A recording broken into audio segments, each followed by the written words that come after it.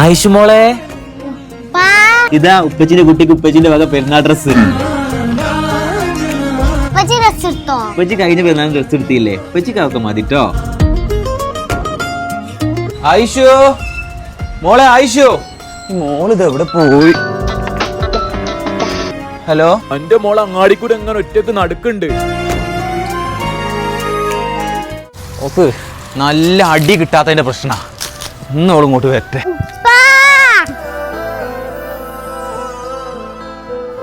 ഇത് ഉപ്പച്ചിക്ക് ഇന്റെ വക പെരുന്നാൾ ഗിഫ്റ്റ്.